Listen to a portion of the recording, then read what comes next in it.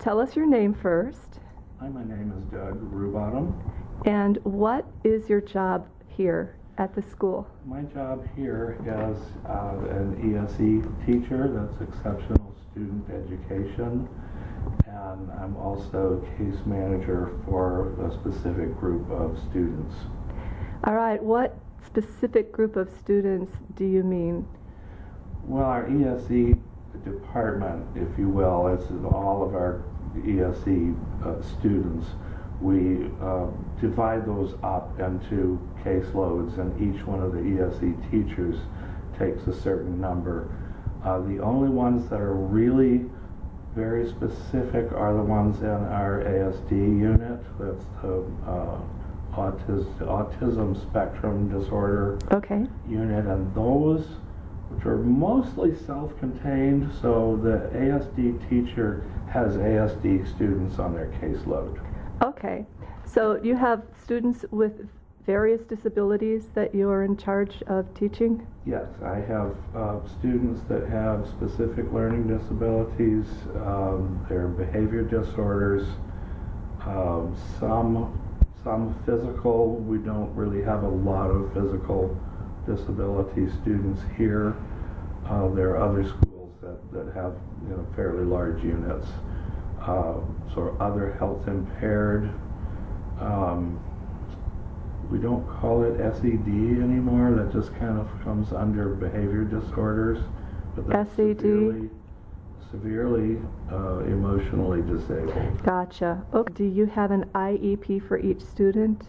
Yes, every student in our department has an IEP, and that has to be reviewed annually. So we hold a team meeting with the ESE teachers and input from the regular ed teachers and with the student and parents. Okay, thank you. With your students in your classroom, how much of a percentage of the day are they contained in your classroom as opposed to in general education classrooms?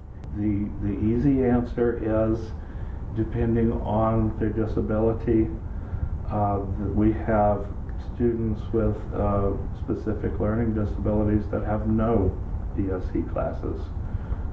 They would be in general ed all day long. Okay. Others might be in a co-teach situation, where they have the general ed teacher and an ESE teacher both in the room doing all the teaching duties.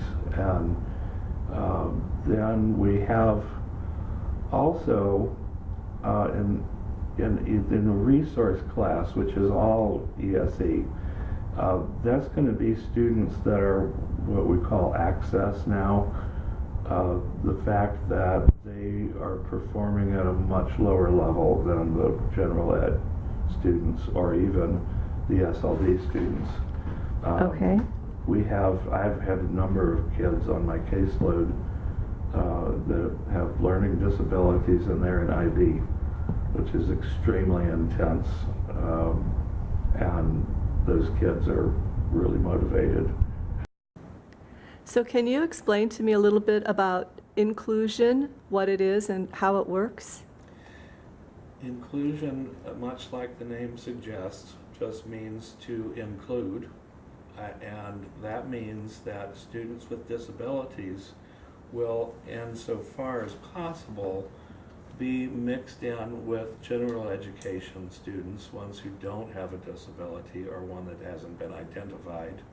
Right. And they will receive instruction along with the general ed students. In some cases, that even takes place in an ESE resource room, depending on, again, the disability and the level. In my resource class, I have a resource class for reading and a resource class for career experience and career prep. Okay. So specifically in my reading class, I have students who are from the ASD section, and the very, very low cognitive abilities. Autistic. They are, but they're very low functioning. Okay. And so those students are included into my resource class because my resource class is a higher level than the resource class in the ASD unit. Now, your students, you mentioned something about employment. I'm guessing you're training them for jobs? Yes, I have a career prep class, which is a classroom environment, and that also is now included in the IEP. There is a section specifically for transition and what's going to happen during transition, and we write a goal for what they're going to do after leaving high school and what they're going to do as far as employment goes. Do these students have accommodations in their lessons? Yes, they have accommodations. All ESE students are allowed to have accommodations, and that simply means that they will have stuff like extra time or preferential seating. Sometimes it may mean that getting skeleton notes or having someone assist them with note-taking if that's a problem. Any number of things can be accommodations. Now, of those students functioning at a lower level, do they get high school diplomas? Yes, they do. The state has changed all of that, and everybody is on a standard diploma. However, there are a couple of variations on that standard diploma, and one of those is the access point curriculum. And those students actually take a completely different assessment than the other students. It is called the Florida Alternative Assessment. Okay. And those students take that instead of the regular state assessments that the general ed students take. So, special education students seem to all want the same thing. What do you think that is? I think as far as wanting the same thing, they want to be just like everybody else. Okay. And so they want to be included in activities that are involving, non-disabled students as well. Now, back in the early days, back in the 70s, they finally got students with disabilities were allowed to be in school. Allowed to be in school? Yes, before that, frequently they just they didn't go to school at all because they had some sort of a disability. And it was not mandatory for them to be in school. So they earned the right to be able to be in school, but they weren't really getting the most out of it because the teachers, first of all, knew very little about what learning disabilities are. Okay. And as many of them oftentimes was considered just to be slow. I know I had difficulties with that myself. You did? I'm dyslexic and have a great deal of difficulty with some math processing. You're dyslexic, and yet you have a degree, you're a teacher, and you do well on tests. Yes. You have certifications in several areas. Yes, I'm certified in all the content areas that I teach. And yet when you went to school, they didn't have accommodations for you at that time in history. Not at all. How did you learn? Well, I had to take care of that myself, basically. And I was motivated enough to figure out that, okay, what the teacher is talking about and what everybody else is talking about is not what I'm getting. Okay, I don't see what you say you're seeing. I see it differently. Right. I had to learn that code and then be able to go on and function like everybody else. but nobody taught me the code. Did people know that you had these learning disabilities while you were in school? Some of the teachers knew, but again, they knew very, very little about it. So even though they might have known that I was dyslexic, they were not fully aware of exactly what all that meant. So you didn't have accommodations in your classroom like we give students now? No, no, not at all. I mean, basically, I had to kind of make my own accommodations and make things work. And sometimes I had to actually hide the fact of what I was doing because that was not the way the teacher said to do it. And it could have been considered cheating, and I've gotten in trouble, so I just never mentioned it. For instance, my brother was just a regular student. I mean, he's an excellent student. He got straight A's from first grade on, and I struggled. When they did IQ testing on both of us, they found that even though I'm making poor grades, my intelligence level was considerably higher than my brother's, who made straight A's. That's an indicator right there, and in fact that method is still being used to identify students with specific learning disabilities. So the IQ test is an indicator if a student is struggling and not getting good grades, but their IQ seems higher, it would appear that they should be getting good grades. That's an indicator that there could be a learning disability? Absolutely. Okay.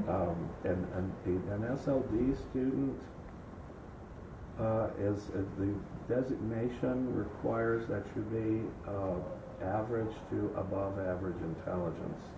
So if you fall below that average level, that puts you down into the access area, which we used to call educably mentally handicapped.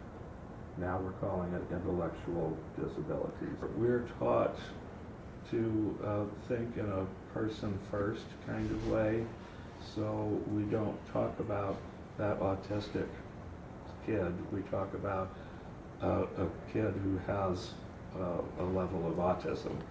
Okay. So it's really in the semantics, but it kind of makes sense. Well, I think, that goes back to the students wanting just to be like everybody else.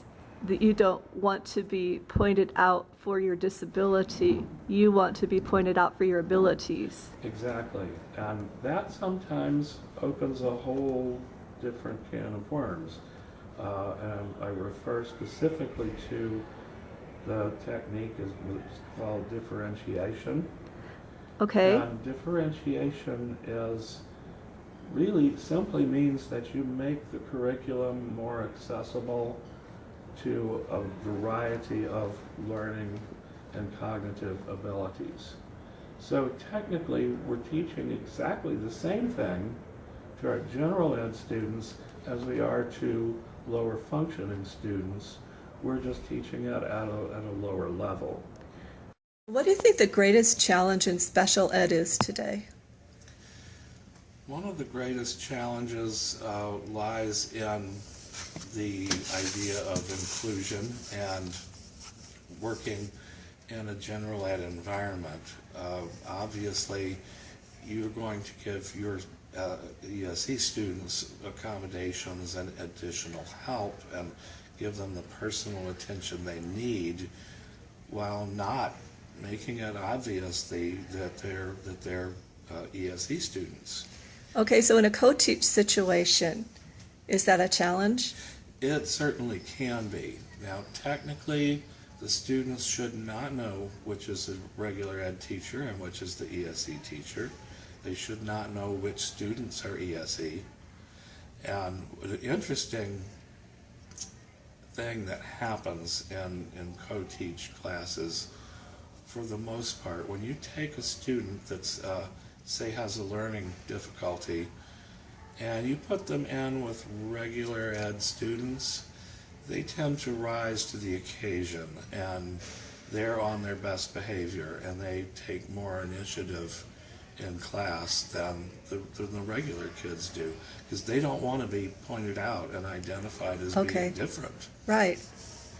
So they actually behave better oftentimes in the general ed environment than the regular general ed kids do. Okay. So how do you avoid pointing them out if you're in the co-teach situation and you're responsible for sitting next to them and helping them do their work?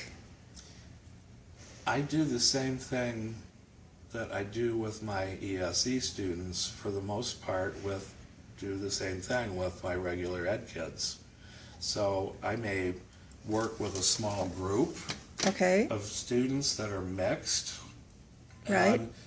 Because basically most of the accommodations that we use in the ESE department have now become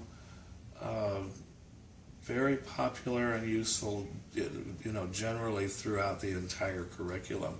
They just use different names for it. Basically, it's all the same strategies that we use with our ESE students. So it's become popular in the general ed class? Yes, absolutely. So I can pretty much treat everybody the same and give a little extra boost to somebody that may need it over what other people need, but not at the same time making them seem different or stand out. Okay. And it could be that a general ed student might need an extra boost also. Oftentimes that's the case. Okay. All right. Well, thank you very much. Okay, so you were speaking about differentiation, and you were saying that you're teaching students different ways according to their abilities. Just different ways, really more specifically different levels. I'm kind of teaching the same thing, but at a different kind of level, and that can cause some sticky issues at times. Right. I have an access class for reading, let's say, and I have mostly kids that are functioning at roughly the same level, but then I have 2 or 3 kids with autism issues that are functioning at even a lower level, and I need to differentiate for those students, but at the same time I don't want to isolate them. I don't want to make it obvious that those students are functioning at a much lower level, because that just makes them stick out even more. That sounds like a good challenge. So how do you make your plans to differentiate without making them stick out? Well, as I said, that can be a difficult issue at times, and it depends on how you differentiate. And there's a number of different ways, a lot of different schools of thought on that. One of the predominant concepts is where you give the lower functioning students materials that are more geared to their ability level, and that might mean using pictures and picture cards or sentence strips or whatever. Again, that makes their disability stick out and be obvious from everybody else. And at times that's appropriate, and in fact, sometimes I might use a method like that with the whole class. Right. Other times, I might give them the same materials, but I'm not going to grade them the same way I grade the other ones. Okay. I wouldn't just give points for completion, but at the same time, I would grade them on content, but just at a much lower level than I would the other students. Okay. And that way, they don't stick out. And I think the whole idea of inclusion is so that they do feel included and they do feel normal like everybody else.